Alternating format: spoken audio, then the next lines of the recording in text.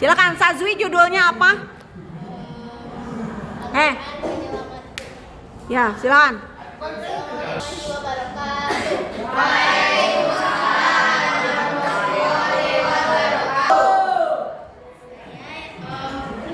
nama saya Sanju Hasnaulia. Saya akan menceritakan satu kisah yang berjudul Al-Quran Penyelamatku. Ceritakan, ada seorang anak yang bernama Kansa. Setiap hari dia selalu membaca Al-Quran. Bahkan dia selalu membawa Al-Quran kemanapun dia pergi. Tanpa henti, dia selalu melantunkan firman Allah. Pada suatu hari, di mana Kansa dipanggil oleh Allah karena selesai dengan urusan duniawi. Banyak orang yang melayat dan datang ke rumah Kansa. Orang tua Kansa pun menangis terseduh-seduh melihat anaknya yang begitu tak berdaya untuk bangkit, bahkan membuka mata sekalipun. Para kerabatnya pun hanya bisa mengingat kenangan yang pernah mereka lalui bersama dengan hati gembira. Banyak orang yang berduka atas perginya Kansa yang selalu mewarnai hari. Tidak pernah iri hati, bahkan tidak pernah lupa untuk mengingat Allah. Akhirnya, jenazah Kansa pun dimandikan, dikafani, setelah itu disolatkan. Banyak keluarga dan kerabat yang menyolatkan jenazah Kansa, dan akhirnya jenazah Kansa pun dikuburkan. Banyak tetesan air mata yang membasahi pipi para keluarga dan kerabat yang menyaksikan hari dikuburnya Kansa. Dan hari terakhir Kansa meninggalkan semua keluarga dan kerabat untuk selama-lamanya. Kini Kansa kembali ke tanah dan tidak ada siapapun yang akan menemani Kansa di sana. Setelah Kansa dikuburkan, keluarga beserta kerabatnya pergi. 7 langkah perginya mereka, datanglah malaikat Munkar dan Nakir untuk menanyakan sesuatu kepada Kansa di alam kubur.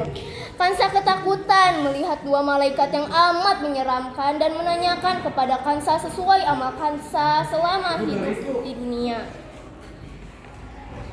Malaikat Munkar Nakir pun berkata, "Siapa Tuhanmu?" Kansa berkata, "Tuhanku adalah Allah Subhanahu wa Ta'ala." Lalu malaikat menanyakan lagi, "Siapa nabimu?" Di sini Kansa bingung karena amal Kansa tidak begitu banyak untuk bisa menjawab semua pertanyaan yang diberikan oleh malaikat Munkar dan Nakir. Malaikat Munkar Nakir pun mulai mengangkat benda yang selalu membawanya untuk menyiksa orang-orang yang tidak bisa menjawab pertanyaan tersebut.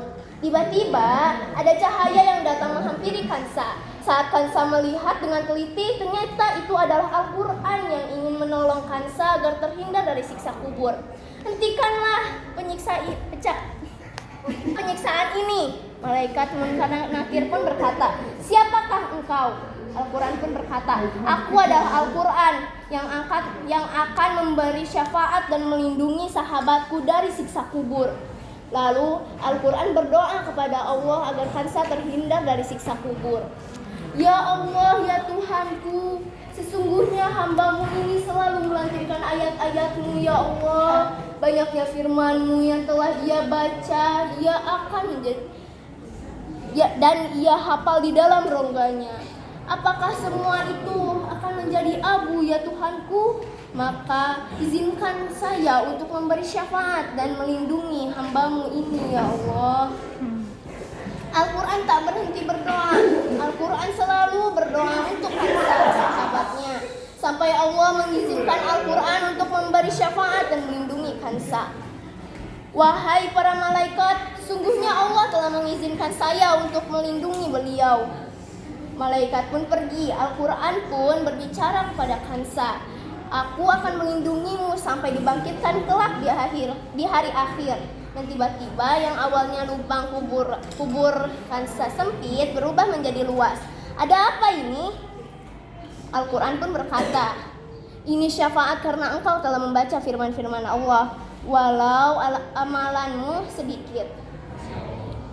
Maka bersyukurlah kepada Allah karena engkau telah diberi kenikmatan yang indah di alam kubur. Kamu akan nyaman sampai kamu akan dibangkitkan di hari akhir.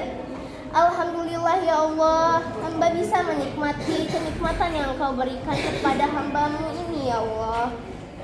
Pesan moral yang bisa kita ambil dari cerita ini adalah Hadis mengatakan yang artinya dari Abu Umamah Al-Bahili, Rasulullah SAW bersabda, bacalah Al-Quran, maka sesungguhnya ia akan datang di hari kiamat memberi syafaat kepada pembacanya.